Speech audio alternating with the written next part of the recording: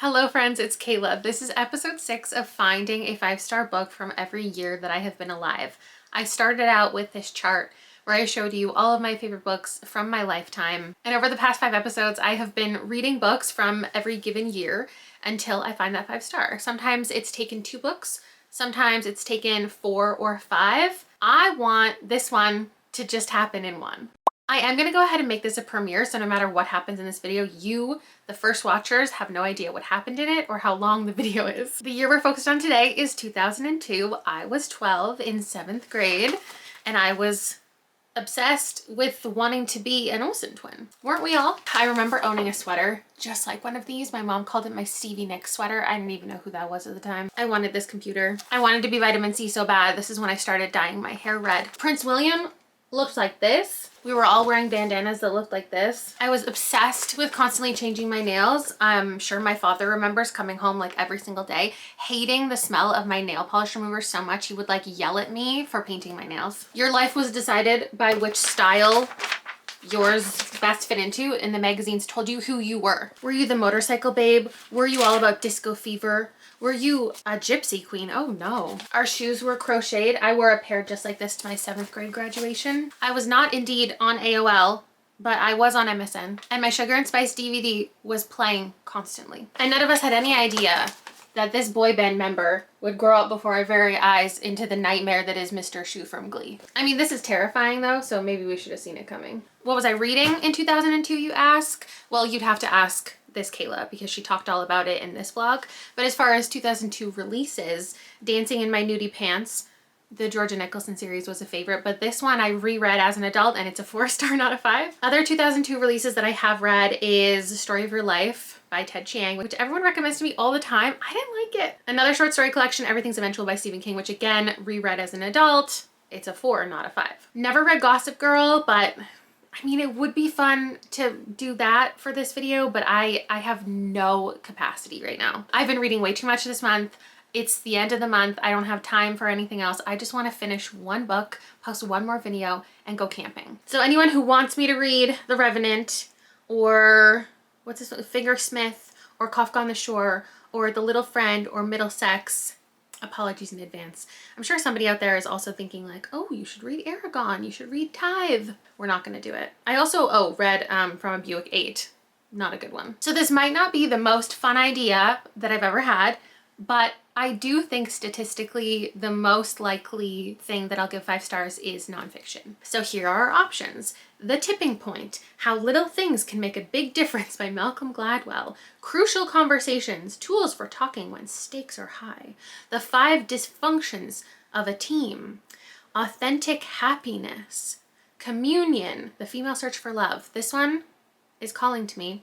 Oh, I could also just read Barefoot Contessa Cookbook. Would that count? I don't think so. The Happiest Baby on the Block. Don't need that. The Theory of Everything. I could read The Theory of Everything. Oh, I could also read How to Be an Adult in Relationships. There's somebody else who needs that more than I do. Okay, we're not going to read any of those. What we're going to read is a nonfiction. Stay with me.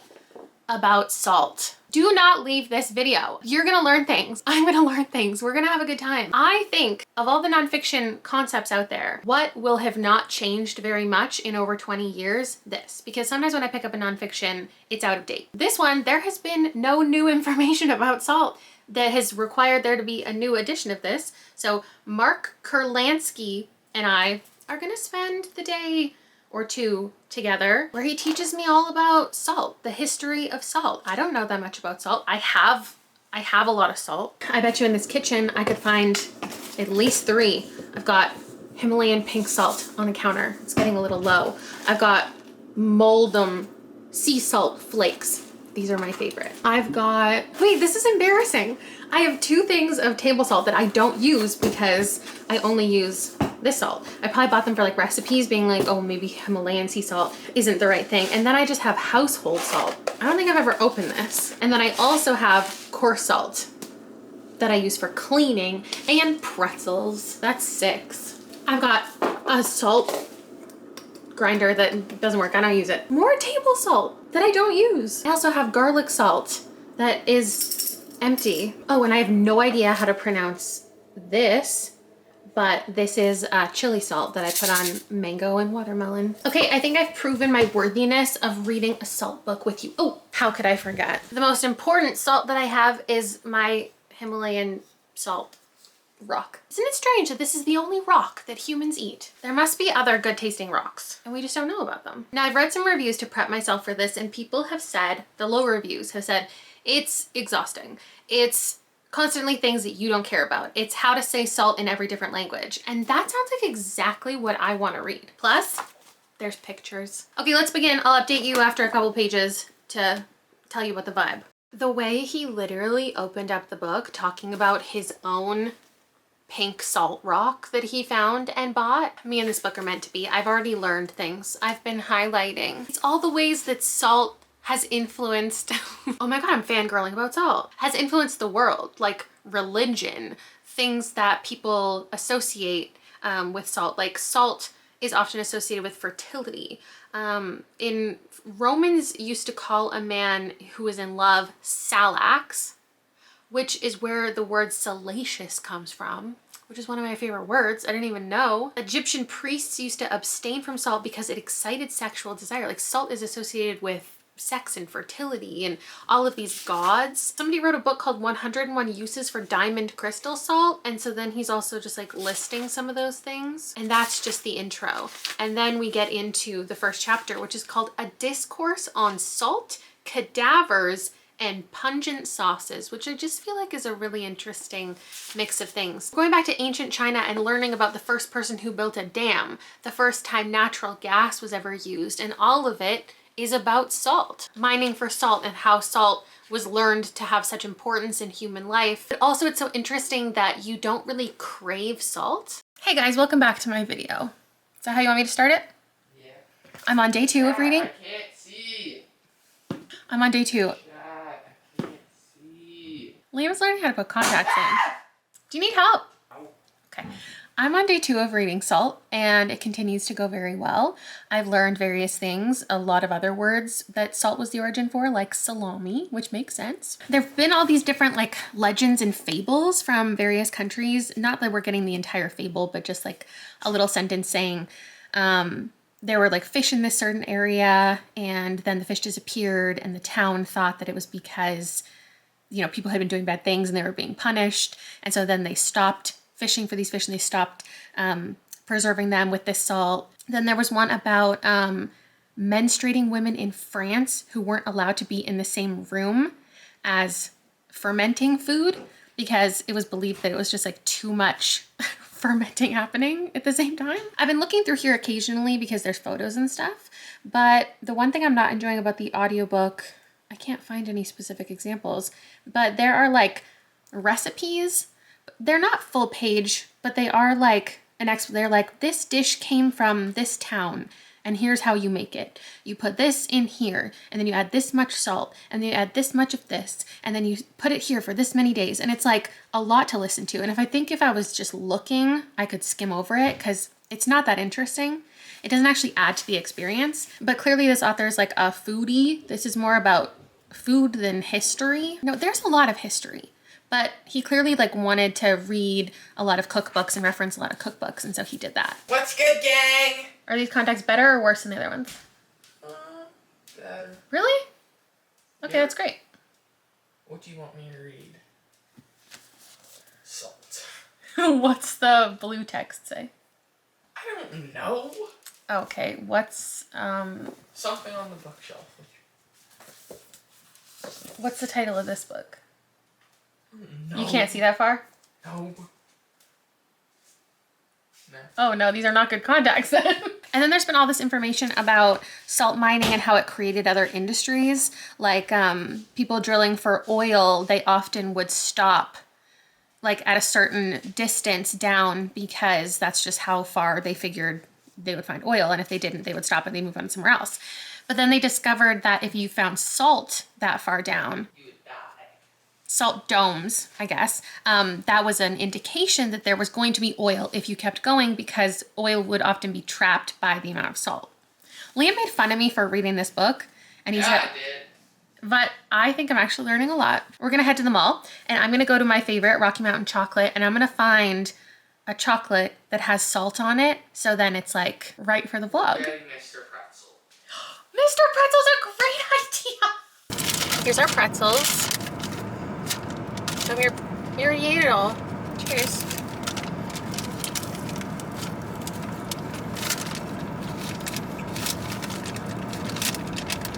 It's not too salty. And since this is a salt vlog, since I'm gonna give this book 5 stars, we got, what was this? No. Toffee. It was a toffee sea salt. I'm gonna save this for later, but just know that I am having it. You're salty right now. Exactly. Okay, they don't need to eat it.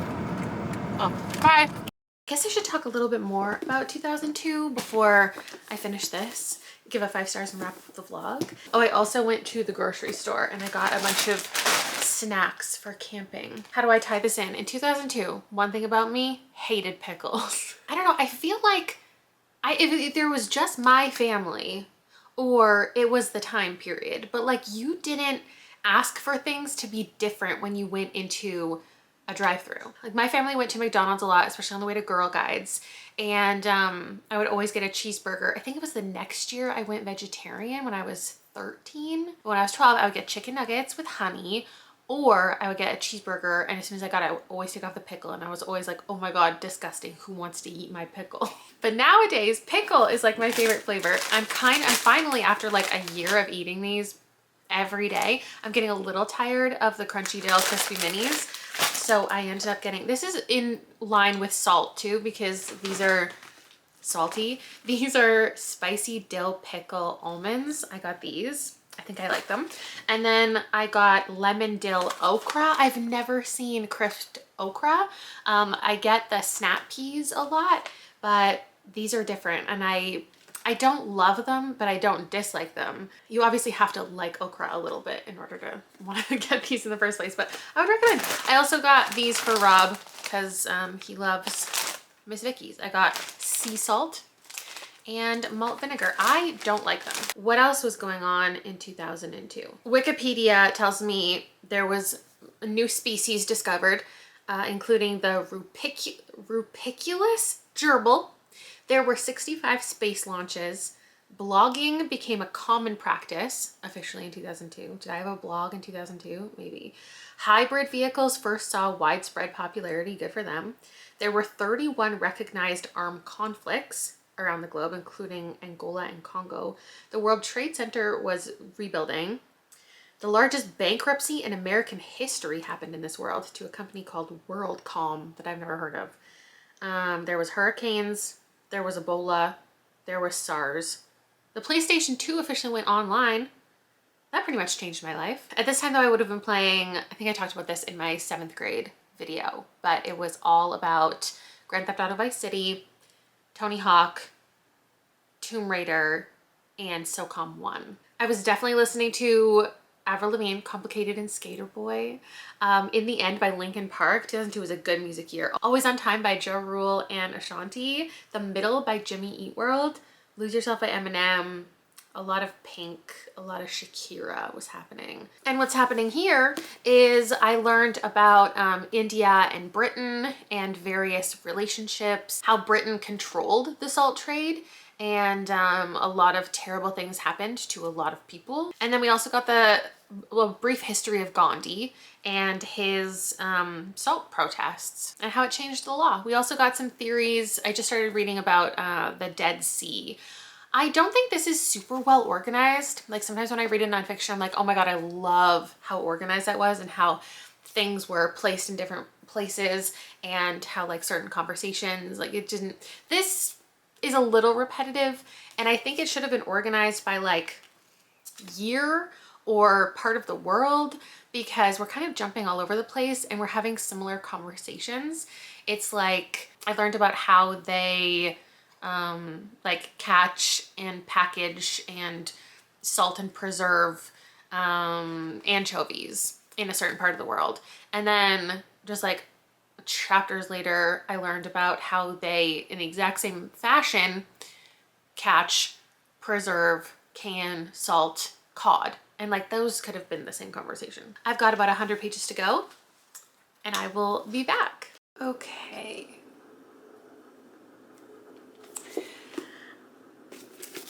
Okay, here's the thing. In this moment, I could choose joy. I could choose posting this video today, or I could choose integrity. Why do I have to have integrity? This book got not good.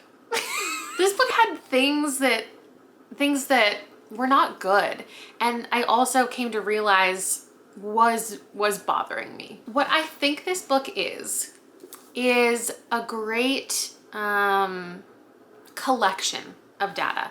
So obviously in a book like this, there is a huge expansive bibliography of everything that he's read and the information that he got, all of the statistics, like things, what did I learn in here? 8% of American salt is used in food, but 51% goes towards roads. Interesting fact. It's full of interesting facts. What I don't think this is, what I wish that this was, do I wish that it was written by somebody else? I don't think that he really brought much to offer aside from collecting data, because there was nothing here that was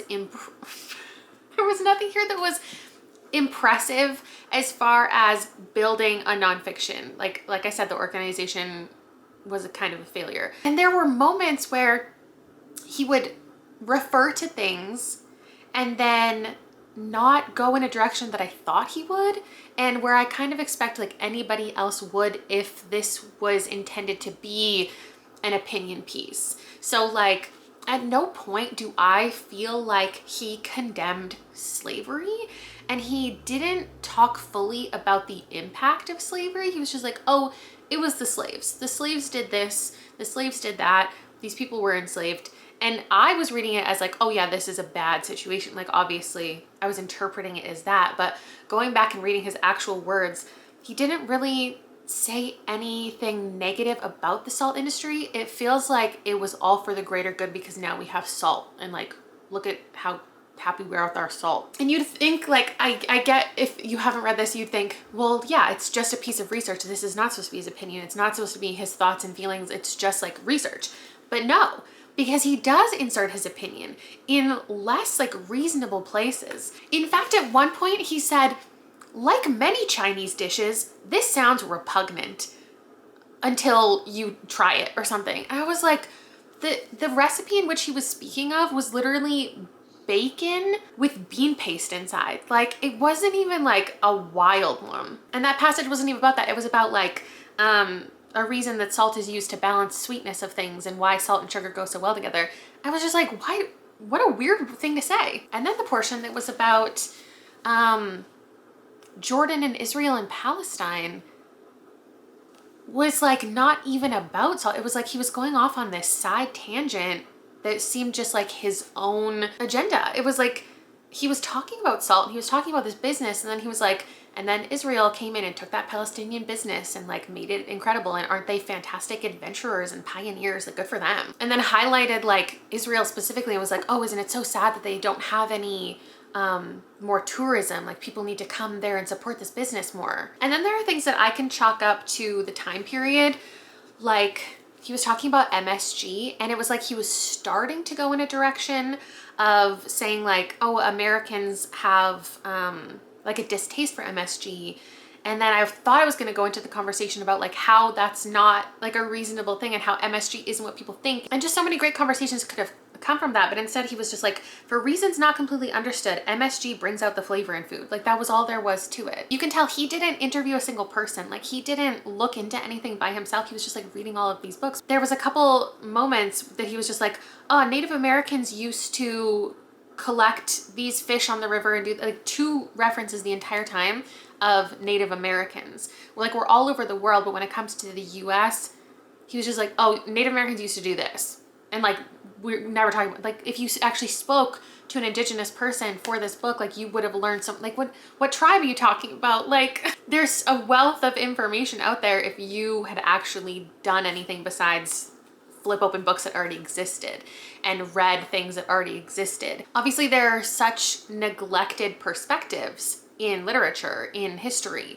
and this just like continued it. It didn't take the time to go and like learn anything that didn't already exist in other literature. That's my take, that's my perspective. I don't know if that's true, but those are the feelings that I got. He also referred to people as illegals sometimes, and I didn't go further into like what he meant by that. But just this book seems like it was written for a very specific person who just like looks at history and goes, oh yeah, that happened and like that happened, and it's just an accepted fact. He didn't challenge anything. He didn't go into conversations about anything he was bringing up of like why he agreed with it or didn't agree with it, even though he did in places that it didn't feel necessary. So that just left a bad taste in my mouth. Also, like timing wise, maybe this wasn't talked about as much in 2002, but even like the salting of the roads, like he could have talked about how much salt is damaging to vegetation and like it can be corrosive to the people driving on the road. It kind of felt like reading a book about a person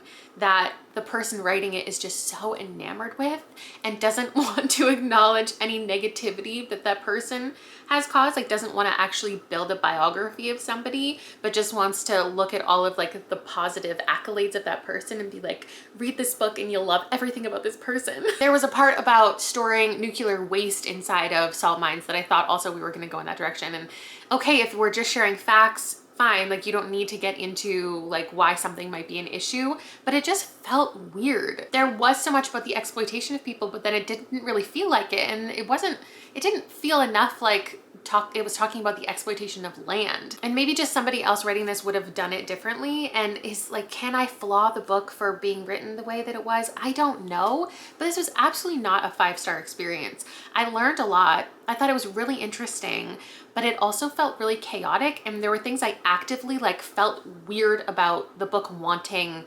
to cover and things that it didn't want to cover. So, oh my God, I don't know how to rate this book, but whatever. I guess it's like a 4. Now I have no other reading plans for this video, and also I don't have a video to post today. And also I'm about to leave to go camping. This is not a predicament I thought I would be in. I really thought that I was gonna win in one. But I'll see you when I figure something else out. Good morning. I talked to you in my last vlog about, now that Liam's back in school, getting into a routine for myself. And I've decided that the days that I have to drop him off at the arena for hockey academy, which is every other day, I'm gonna make my hike or bike day. I would bike today, that sounds much more fun, but I killed my battery camping. I didn't even take you camping. I read a different book for a different vlog while I was camping, and nothing for this video, but I killed my battery and I can't find my charger. I have no idea where it is. It's only been like probably 2 weeks since I charged it last, and it's like a significant size charger. Rob and I looked absolutely everywhere last night. I have no idea where it is, which is so weird. So I'm gonna go for a hike. I need to go quickly because it's gonna heat up really quick. But I'm gonna try out, I think, 3 different audiobooks while I'm on my hike because I got Fingersmith, which not everyone, a couple people have recommended to me. Actually, over the years, people have recommended this to me. And I just don't know if Sarah Waters is for me. I feel like I've DNF'd something from her before.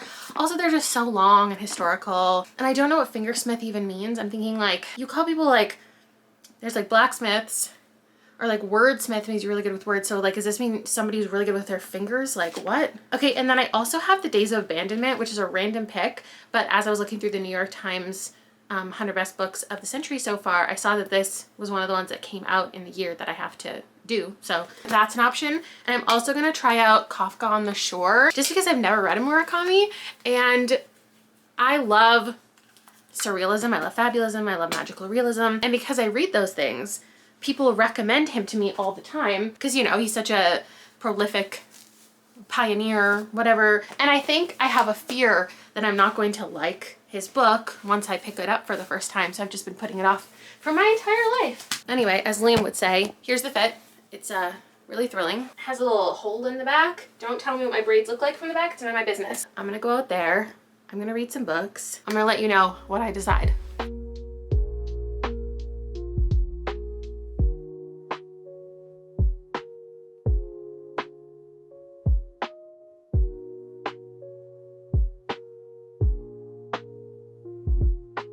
Welcome back to just the messiest situation. I thought maybe I could find my bike battery in here. I don't think it's in here, but while I was in here, I was like, why don't I go through every single bin? I'm now 2 out of 5 through and get out all my fall stuff since I'm already in here. And I found some cute things that I completely forgot that I owned. So my sweater collection is coming out and I'm excited, but I also don't have room in my closet for these. So now I'm thinking, do I need to take all of my summer stuff out of the closet and put it in these bins? Is it too early? Like, when do we do this transition? Also, this one, hello, is full of my fall decor. Is it time to pull out my fall decor? While I'm in here, I might as well. So I think I'm gonna pop back in the audiobook of Fingersmith. I've decided on Fingersmith, which just like feels like such a big commitment. It's a long book. The audiobook is long, and if I was just reading this for any other reason, it'd be fine. But the fact that I'm trying to find a 5-star and spending so much time reading a book and not knowing if it's gonna be a 5-star is just, it's a lot. What's the likelihood of someone breaking in and having just stolen my bike charger? Because that's really the only realistic thing I can think of right now. I have no idea. No idea where it would be. Oh, this is so cozy. Okay, we're doing fall today. My pumpkin pillow. So Fingersmith is about this girl. She's an orphan, and her and some people are vaguely involved in like petty theft and pickpocketing, which is why they're called fingersmiths. Also, when this girl is about to get a fake identity, they give her the last name Smith as a little nod to that. But the opportunity arises for a family friend to, oh my God, to basically marry this girl who, she has this uncle who has a lot of money, and the only way she can get the money is if she marries. And he learns about that. This is Liam's dinosaur costume from last year. I think I'm gonna sell it because he's not gonna wear it again. So there's a chance that he could get her to marry him and then he could just steal all the money. I'm gonna get rid of this. Ooh, we're gonna go donate some stuff today. I don't think I need leopard print in my life anymore. But he basically needs someone to come along and like put in a good word for him and like, I don't know, just like help control this young girl. I think they're the same age. Sue is our main character, and I don't remember the girl's name, but the whole goal is that they get married and then they both work together to put her in like a mental institution, convince people. I don't remember buying this. I just bought like an identical one from American Eagle. I keep thinking I like this color, but then I put it on and it's like the same color as my hair, but I do have a hair appointment next week. So maybe I'll just dye it black and then it's not gonna contrast any of the brown clothes that I wanna wear. So Sue reluctantly agrees to do this with this guy, and she's never been a maid before. So she's going under like false pretenses. Do I want to keep this? And I think they're gonna fall in love. Oh my God, I definitely don't need this. Like, who did I think I was? When I bought this, it was very in trend for like teenagers to wear these teddy bear jackets. And I was like 30. So these two women, I believe, are gonna fall in love, because I think this author, Sarah Waters, writes queer historical books. Do I need a green sweater that's like all the way to the ground? So the book is good.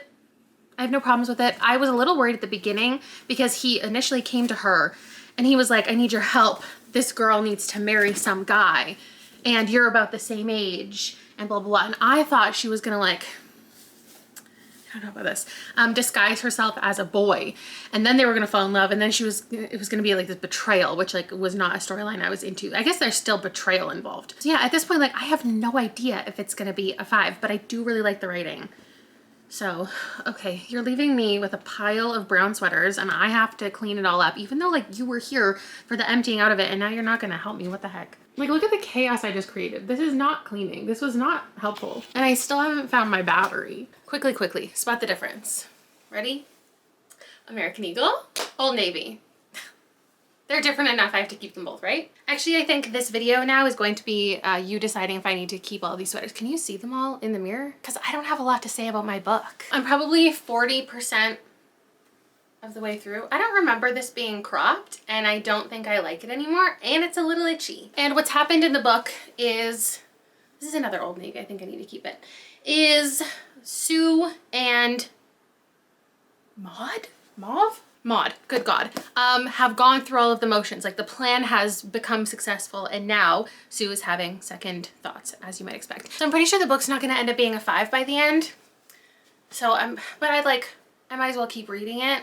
This one's a yes, right? But it's a little big. And I feel like maybe I'm too oversized to wear oversized. This one's dorky, but You can pry this out of my cold, dead hands. This one I should probably get rid of because the only reason I got it is because it says literally dead on it. I like the color, but I would never actually wear this in public. I wore it to a pumpkin patch one time and then took a picture and immediately took it off. And this one's good when I want to wear brown, but I don't want to wear a knit brown. I don't actually get that much wear out of it. So do I need it? When you talk about getting rid of stuff, people like the Marie Kondo thing where if you hold it in a spark store you keep it. I saw a new one that was if there was poop on it, would you wash it or would you throw it away? And that tells you if you really need an item. If I was in the store right now, would I buy it again? That's how I can choose. Or if I was moving today, is this something I would get rid of? Because I might as well get rid of it now. And then this is like the same cardigan in 4 different colors. And obviously I need them all. But do I need this? Pretty sure I do. Plus with these jeans, it's like 70s vibes. Oh, and keep in mind, I already have 2 humongous bags that I'm already donating. These are decisions I made without you. But these ones I still need your help with. This is like the same color as my flesh, and I don't think that's the right thing. I feel like together we decided these 4 are out, and these 2 are maybe up for debate. Okay, see when I'm done the book. Hello, it's been a day since I've seen you. What's new with me? Found my bike charger. It was in a drawer under a bunch of stuff. And I had looked in that drawer multiple times. Rob had looked in that drawer multiple times, but we didn't move things. So all has been solved. Nobody came into my house and weirdly stole it. What else do I want to update you on? Liam had hockey tryouts today. His first round of like 4. Book update. I started getting into it just after I updated you at like page 200. It switches to part 2, and part 2 made the book juicier for sure. And I was surprised by the direction that it went. And it also makes me feel a lot better with something that I was like kind of feeling weird about. This isn't a romance, but there is something like budding between these 2 women, I believe. And I was starting to feel weird about it because there's a bit of a power imbalance that I was just feeling. And I didn't know if I could fully feel committed to this pairing. And I can't say that I do now either, but I'm no longer concerned about that balance because things have changed.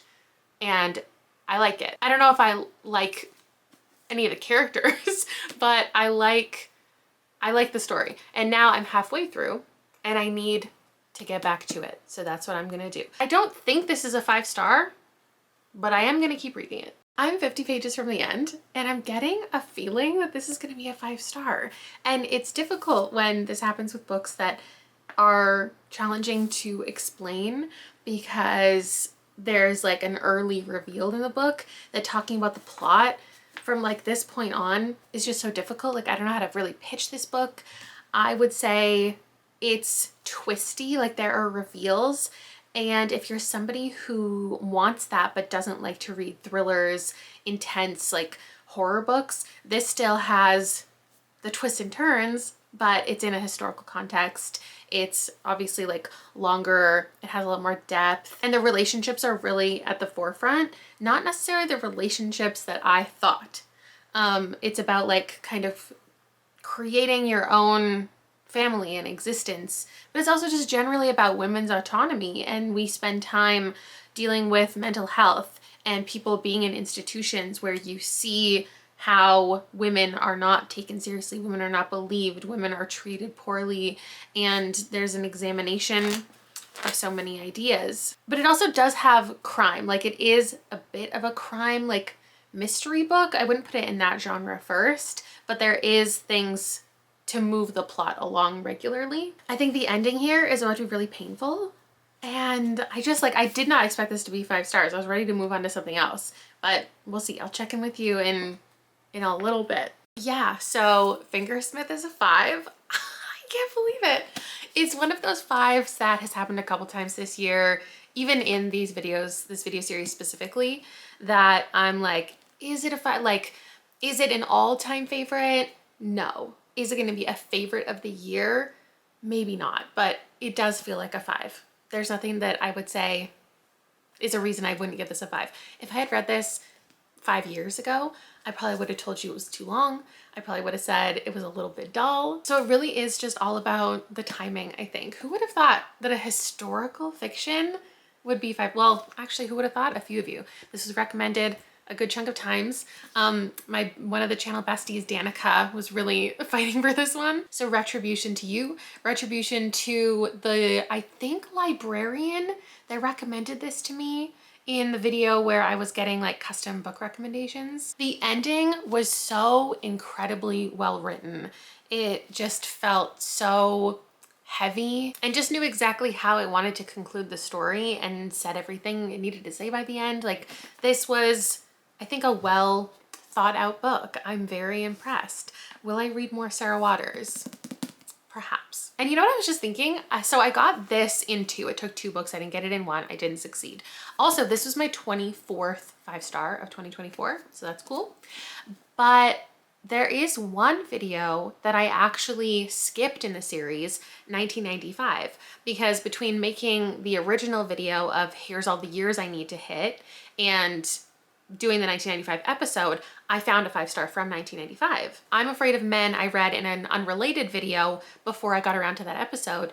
And so kind of I found a win from that year in 1. It wasn't technically on camera for the vlog, but it did happen. So now I don't feel like I'm chasing that anymore. Maybe I could still give it a try for 2004. It's absolutely not gonna happen for 2006 because I'm intentionally reading multiple books in that video.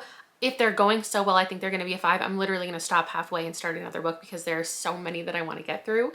But let me know what you think about 2004.